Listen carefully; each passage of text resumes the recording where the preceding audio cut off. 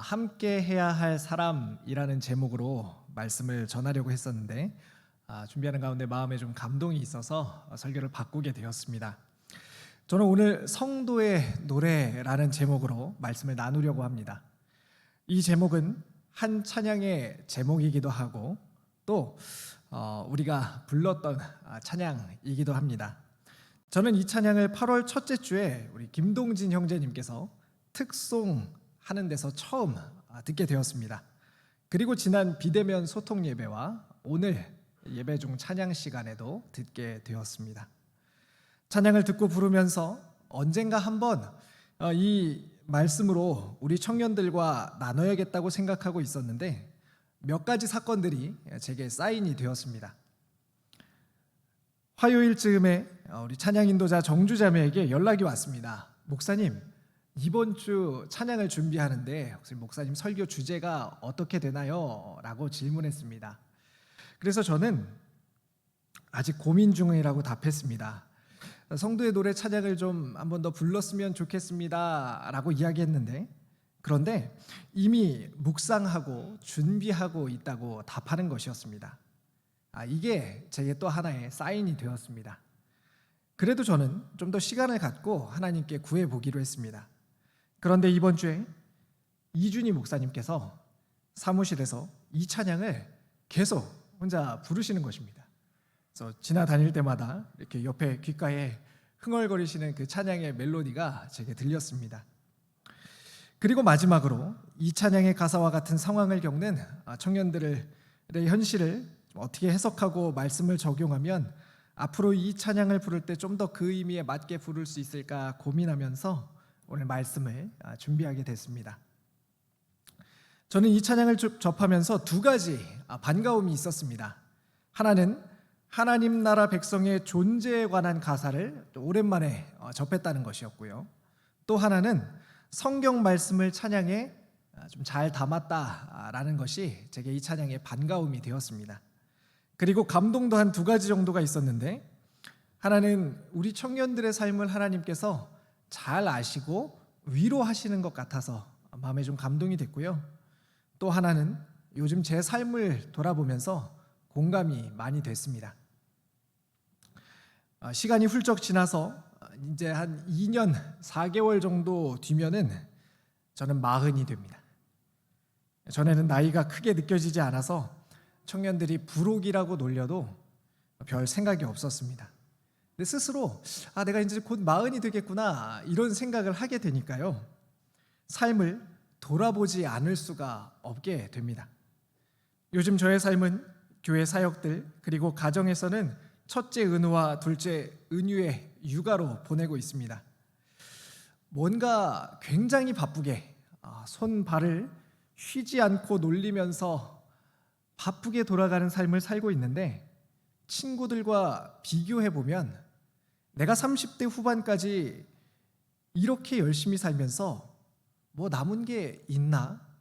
남은 게 있을까? 남은 게 별로 없진 않나? 라는 것처럼 느껴질 때가 있습니다. 친구들은 승진해서 과장, 차장이 되고 영혼이라도 끌어모아서 집을 장만하기도 하고 기술을 배워 자기 사업을 하기도 하는데 나는 과연 잘 살고 있는 것일까? 라고 질문하게 되는 것이죠. 하나님을 위해서 산다고 하는데 나는 정말 잘 살고 있을까? 이런 질문이 들었습니다. 이것은 비단 저만의 고민만은 아닐 것입니다. 얼마 전 한 청년으로부터 이런 이야기를 듣게 되었습니다. 목사님, 제가 잘 살고 있는지 모르겠어요. 교회에서 봉사도 많이 하고 또 바쁘게 보냈지만 친구를 막상 전도하려고 하니 뭘 보여주며 예수님을 믿는 게 복음인지를 설명할 수가 없었어요 라는 말을 들었습니다. 그 친구는 나보다 사회적으로도 잘 나가는 것 같고 나보다 가정도 화목하고 나보다 학벌도 좋고 나보다 외모도 준수하고 나보다 더 양심적이고 도덕적으로 살고 있는데 나 자신을 바라보자니 초라해 보인다는 것이었습니다.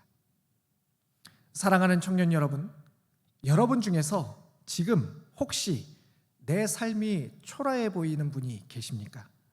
결혼을 준비하며 내가 서울 땅에 집 한 채 얻을 수 없다는 게, 집 한 채 얻는 게 불가능하다는 현실 앞에 현타가 오지는 않으셨습니까? 하나님을 위한다고 교회에 부서에 시간을 다 쏟아부었는데 돌아오는 게 없을 때 현타가 오진 않으십니까? 주를 위해 환난과 고난과 수고를 겪으면 언젠가 보상을 받을 것이라고 믿었는데 막상 그 먼 약속조차 묘연하게 느껴질 때 현타가 오진 않으십니까? 만약 그렇다면 오늘 이 말씀 그리고 이 찬양에 주목해 보시기 바랍니다. 성도의 노래라는 찬양은 고린도후서 6장의 말씀을 배경으로 합니다. 그러면 자연스럽게 고린도후서의 배경과 또 오늘 본문의 말씀을 살펴보는 것이 이 찬양을 잘 이해하고 부르는 데 도움이 되겠죠. 고린도후서의 저자는 바울입니다. 고린도 전서 후서는 바울이 고린도 교회와 또 성도들에게 쓴 편지입니다. 고린도 교회는 문제가 정말 많은 교회였죠. 문제의 집합체라고 해도 과언이 아닐 정도로 교회 그리고 내부 외부에 많은 문제들을 안고 있는 교회였습니다. 물질적인 풍요를 누렸지만 우상 숭배와 도덕적 타락과 해이가 만연했던 땅이 고린도 땅이었습니다. 그리고 교회 안으로는 파당의 문제, 갈등하고 분열하는 문제, 혼합된 신앙관 등으로 어지러운 상황에 있었습니다. 사회의 중심을 잡고 오히려 그 사회를 변혁시켜 나가야 하는 교회의 사명이 있음에도 오히려 자신들의 신앙조차 바로 세우기에 급급한 것이 고린도 교회의 현 추소였습니다. 이런 고린도 교회를 향해 바울은 그들이 성도로서 바른 신앙을 지키고 교회의 하나됨을 이룰 수 있도록 권면합니다. 그들은 바울의 가르침을 따라서 다시 중심을 잘 잡는 것처럼 보였습니다. 그런데 얼마 지나지 않아 고린도 교인들은 다시 흔들리게 됐습니다. 왜냐하면 이번에는 대적들이 그들을 가르친 바울에게 문제가 있다고 문제를 제기한 것입니다. 야, 너희들이 배운 내용이 사실은 잘못된 사람이 가르친 거였어 라고 말했다는 것이죠. 바울의 대적자들은 바울이 참 사도가 아니라는 주장을 함으로써 그의 가르침과 성도들을 흔들었습니다.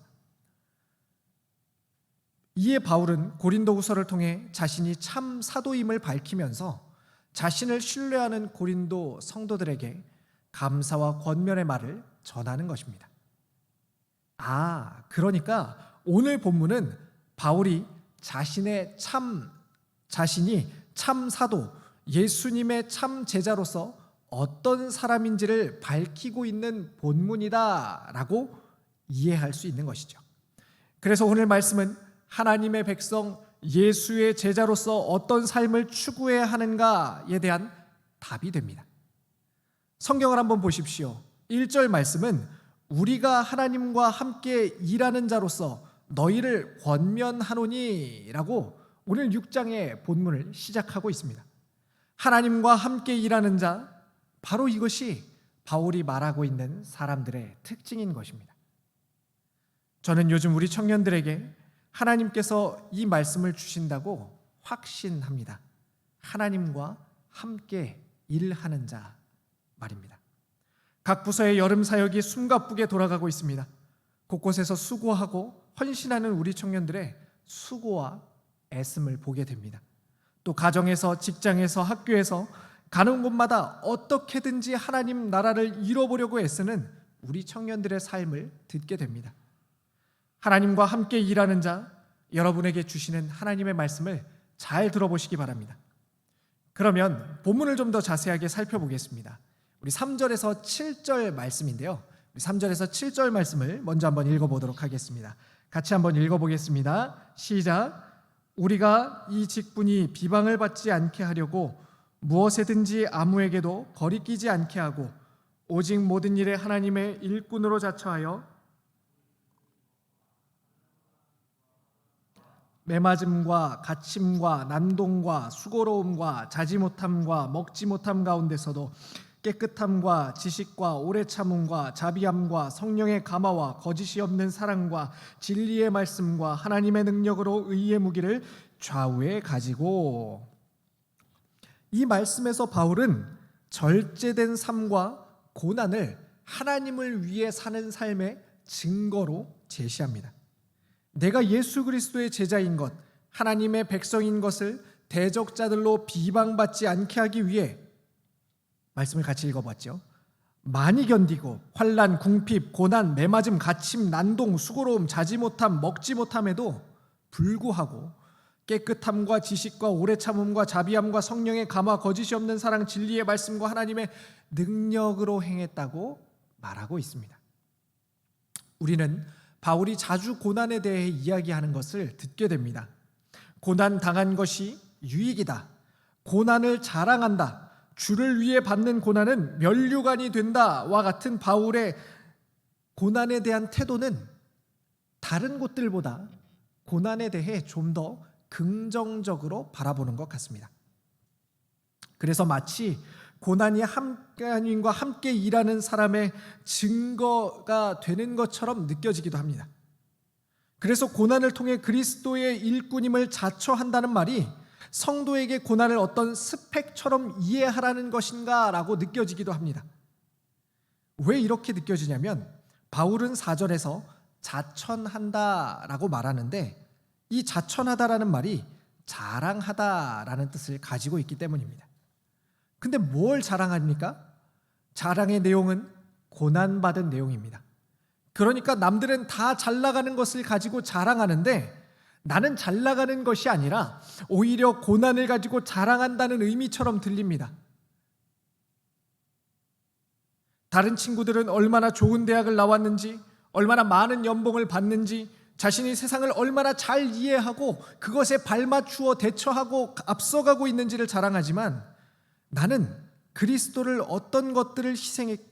위해 어떤 것들을 희생했고 포기했고 고난을 받았다, 이런 것을 자랑하라는 말처럼 들린다는 것입니다.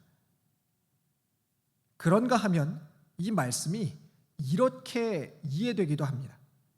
사실은 내가 진짜 위너야. 너희들이 잘 몰라서 그렇지 내가 실제로는 정말 괜찮은 사람이거든.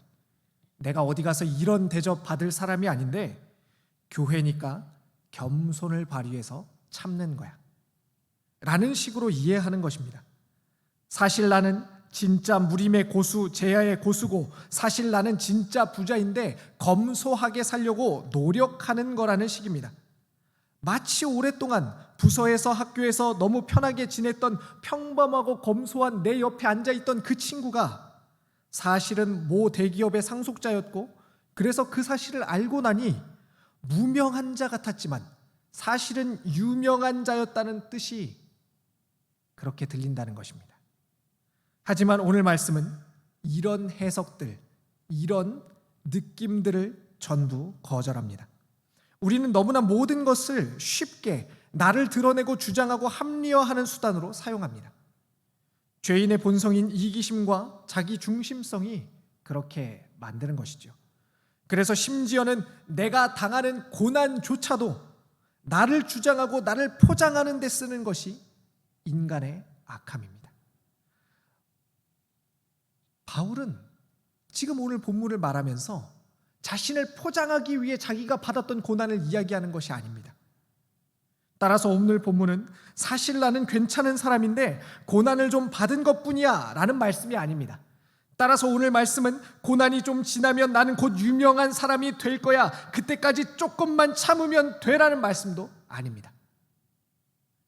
바울은 자신들에 대해 설명하기를 속이는 자, 무명한 자, 죽은 자, 징계를 받는 자, 근심하는 자, 가난한 자, 아무것도 없는 자라고 설명합니다. 이 설명이 그런 것처럼 보였다는 것이 아닙니다. 사실 유명한데 사람들이 몰랐다. 사실 부자인데 사람들이 몰랐다는 말이 아닙니다. 바울의 의도는 그의 행적을 살펴볼 때 진짜로 그렇게 고백한 것입니다. 바울은 무명한 자였습니다. 그가 세상에 속했을 때 그는 화려한 스펙과 이력을 가진 촉망받는 인재였습니다. 그러나 그가 예수를 따르기 시작하며 그는 모든 사람들에게 잊혀졌습니다. 지금은 누군가 이렇게 말할 수 있습니다. 목사님, 바울이 지금은 엄청 유명하잖아요. 그렇게 말하지 마십시오. 바울은 지금의 유명을 기대한 적도 경험한 적도 없습니다. 바울도 그렇지만 그와 함께 했던 사람들은 아예 이름조차 거론되지도 않는 사람들이 허다합니다. 그들은 무명했습니다. 바울은 또 죽은 자였습니다. 그는 자신이 하나님을 위해 살아가며 경험한 죽음의 위기를 가까스로 벗어났다는 차원에서 말하지 않습니다. 죽었다가 다시 살았다고 말합니다. 바울은 주를 따르는 매 순간 죽었습니다. 그러나 그는 매 순간 살아났습니다. 바울은 근심하는 자였습니다. 함께하는 사람들로 인해, 섬기는 교회들과 사역들로 인해, 자신의 건강으로 인해 근심할 수밖에 없었습니다. 함께하는 사람들 중에는 삶의 근심으로 무리를 이탈하는 사람들도 있었을 것입니다. 그뿐만이 아닙니다. 심지어는 하나님을 위해 헌신한다고 하지만 그 일에서조차 열매가 나타나지 않아 근심하는 시간도 있었습니다. 오히려 세워지지 않는 사역, 더 되지 않는 사역으로 인해 근심해야 될 때도 있었습니다. 이렇게 열심히 수고하는데 가짜라는 소식을 들을 때, 그런 소문을 들을 때 그는 근심하지 않을 수 없었을 것입니다. 그런가 하면 바울은 가난한 자였습니다. 그의 생활고는 이루 말할 수 없었습니다. 먹지 못하고 자지 못하고 학대를 당하는 삶을 살았습니다. 이 땅에서 가장 힘든 일이 있다면 아마 가난일 것입니다. 내가 하고 싶은 일 대신, 내 달란트 대신에 생계를 위해 어쩔 수 없이 지금 당장 무슨 일이라도 주어지는 것을 해야만 하는 삶의 끝자리로 내몰리는 청년들을 볼 때마다 가슴이 답답하고 속상하고 아픕니다. 한마디로 바울은 아무것도 없는 자였습니다. 실제로 우리는 우리 삶을 바라보며 이렇듯 아무것도 없는 우리 자신의 삶 때문에 좌절하고 낭망하게 되죠. 그러나 바울은 그 뒤에 전혀 다른 이야기들을 하기 시작합니다. 무명한 자 같으나 유명하고, 죽은 자 같으나 살아있고, 가난한 자 같으나 모든 사람을 부요하게 하는 사람이라고 설명합니다. 이건 역시 언젠가 그렇게 될 것이라는 말이거나 혹은 그런 느낌을 가지고 살아야 된다는 말이 아닙니다. 실제로 유명하고 살아있고 부욕해 하는 모든 것을 가진 사람이었다고 자신과 하나님의 제자들을 향하여서 설명하는 것입니다. 그렇습니다. 그는 정말 살아있었습니다. 매 순간 죽음의 위기를 경험했지만 그는 여전히 살아 지금 이렇게 고린도 교회를 향하여서 편지를 쓰고 있었습니다. 그는 하나님께서 인정하는 자였고 많은 사람에게 생명을 전하는 부요한 사람이었습니다. 그가 이렇게 말하는 근거가 무엇이었을까요? 바로 하나님의 자녀가 되었기 때문입니다. 자신의 고통을 이야기함으로써 자기 자신이 좀 더 나은 사람이 될 수 있을 것 같기 위하여서, 그것을 위해서 자신의 고난을 말하는 것이 아니었습니다. 하나님의 상속자가 됐고 하나님 나라의 백성이 되었기 때문에 이런 고백이 가능하다고 말합니다. 사랑하는 청년 여러분, 성도가 언제나 고난을 받아야 하는 것은 아닙니다. 하지만 고난을 받을 수 있는 이유가 있다면 고난을 받게 되는 이유가 되는 것은 바로 하나님 나라입니다. 왜냐하면 우리의 궁극적인 관심과 목적은 이 세상이 아니기 때문입니다. 서두에 제가 제 자신에 대해서 이야기했던 것을 기억하십니까? 친구들과 비교해서 내가 가진 것들, 내가 지금 소유한 것들, 내가 얻은 것들이 없는 것처럼 느껴져서 나는 무명한 자처럼 느껴질 때, 여러분 사실 그것은 속고 있는 것입니다. 내가 비교하는 모든 것, 내가 판단하는 모든 가치는 하나님 나라를 살고 있다고 이야기하지만 사실 이 땅의 것들로 나 자신과 내 존재를 평가하고 추적하고 있는 것입니다. 그래서 앞서 살펴본 7절에서 10절 말씀은 단순히 이 땅에서 많은 것을 가졌지만 겸손하게 살라는 말이 아닙니다. 이 땅에서 아무것도 없지만 하늘을 소망하며 사는 사람이 있다는 것입니다. 나 이래봬도 사실은 많이 가졌어라는 의미가 아닙니다. 진짜 없지만, 진짜 가진 건 없지만 하늘을 소망하며 하나님 나라를 소망하며 살고 있다는 말입니다. 사랑하는 청년 여러분, 그러나 우리의 소망은 하늘에 있습니다.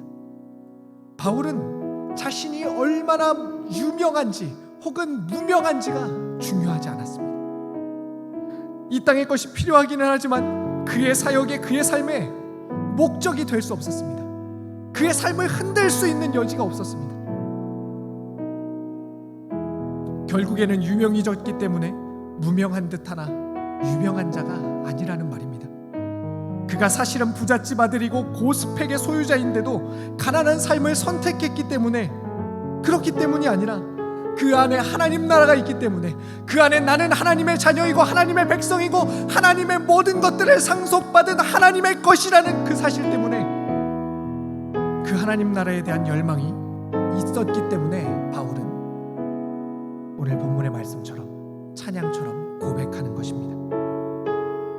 그는 유명해지지 않았어도 유명한 사람인 것입니다. 그는 부요해지지 않았어도, 많은 것을 갖지 않았어도 이미 많은 것을 가진 사람이었습니다. 그의 삶을 보십시오. 그는 많은 사람을 가진 사람처럼 실제로 살았습니다. 그는 유명한 자처럼 살아갔습니다. 다른 사람들의 평가에 연연하지 않고, 다른 사람들의 가진 것에 연연하지 않고 자신의 삶을 한 걸음 한 걸음 걸어 나가는 자였습니다. 즉, 오늘 말씀은 여러분이 진짜 실력이 있는 사람이 되라는 말이 아닙니다. 사실은 뭐라도 하나 갖춰서 남들이 너 아니야 라고 말할 때 그것을 바라보면서 나는 사실 있는데, 나는 사실 괜찮은데 라고 하는 그런 사람이 되라는 것이 아닙니다. 그렇게 되든 혹은 그렇게 되지 않든 우리의 소망은 하늘에 있습니다. 우리의 소망은 하나님께 있습니다 라고 말하는 것입니다. 가난하지만 부유하게 살도록 하는 힘이 어디에서 옵니까? 근심하지만 기뻐하며 살도록 하는 힘이 어디에서 옵니까? 만약 이 땅이 전부인 것처럼 살아간다면 여러분은 결코 이 노래를 부를 수 없을 것입니다. 그러나 이루어질 하나님 나라의 소망을 두고 산다면 이 노래는 우리 모두의 노래, 성도의 노래가 됩니다. 말씀을 정리하겠습니다. 사랑하는 청년 여러분, 여러분께 격려를 드립니다. 지금 삶이 만족스럽지 않은 분들이 계십니까? 지금 내 삶이 전부일까봐 그것 때문에 두려워하는 분들이 계십니까? 여러분의 삶을 세상 가치에 의해서 나 자신의 삶을 성공 혹은 실패라고 함부로 부르지 마십시오. 여러분의 삶을 실패라고, 성공이라고 부를 수 있는 분은 오직 하나님 한 분뿐이십니다. 또 다른 사람들의 삶을 그와 같은 세상의 잣대로 함부로 판단하지도 마십시오. 오늘 말씀은 누구든지 하나님을 위해서 4절에서 7절의 말씀처럼 그렇게 살아가는 사람이 하나님 앞에 성도의 노래로 불려진다고 말씀합니다. 아무것도 없는 자 같으나 모든 것을 가진 사람,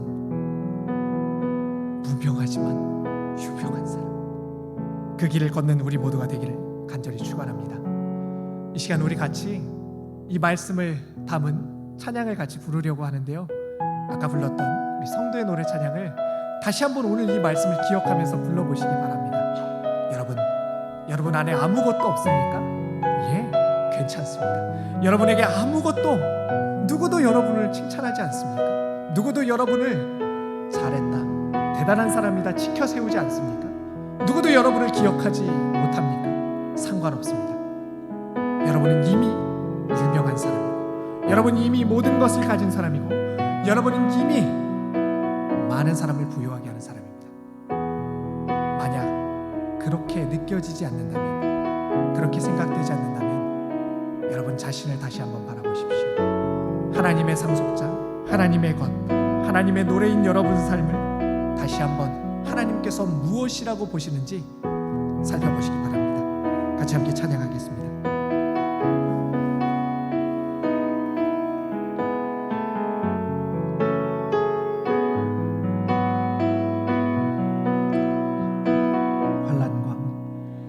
환난 가난과 고난 수고로움 속에도 성도는 그 믿음을 지켰네.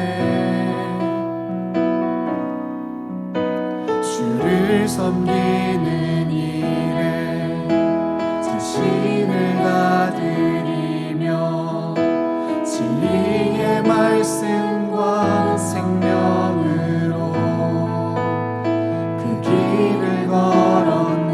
다시 한번 고백할까요? 환난 가난과 고난 수고로움 속에도 성도는 그 믿음을 지켰네. 주를 섬기는 일에 자신을 다드리며 진리의 말씀과 성령으로 그 길을 걸었네. 그리스도 안에서 새롭게 하시고 그리스도로 인하여 자유케 되었네.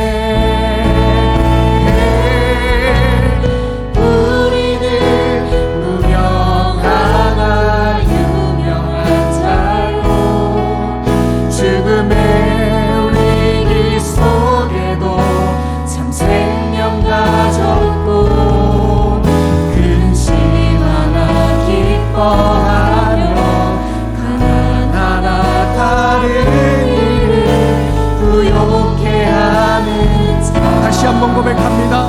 우리는 무명한 자나 유명한 자요. 무명하나 유명한 자요. 죽음의 위기 속에도 참 생명 가졌고 근심하나 기뻐하며 가난하나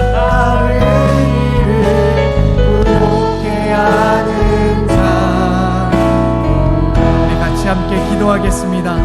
여러분, 내가 무명한 것 때문에, 가진 것이 없는 것 때문에, 죽음의 위기에 지금 이 시대에 매 순간 넘겨지기 때문에 괴로워하고 슬퍼하고 근심하고 좌절하고 낭망하고 계십니까? 오늘 말씀을, 오늘 찬양을 기억하십시오. 우리 안에 이미 생명이 있습니다. 이미 기쁨이 있고 유명함이 이미 얻어져 있습니다. 참 생명이 있고 부요함을 소유하고 있습니다. 여러분, 회복하십시오. 하나님께서 여러분에게 주신 그 참 기쁨과 생명과 능력을 회복하시기를 바랍니다. 하나님 앞에 구하시기 바랍니다. 주님, 이 땅의 것들 때문에 내가 무명한 자처럼, 내가 아무것도 없는 자처럼 그렇게 아버지 하나님 좌절하지 않게 해주시고, 오직 하나님 나라를 소망함으로, 그 나라의 소망함으로 인하여서 유명하고 모든 것을 가졌고 부요하며 기쁨을 소유한 자로 이 땅을 살아가게 해달라고 우리 자신을 하나님 앞에 내어드리며 이 시간 같이 함께 결단하며 기도하겠습니다. 아버지 하나님,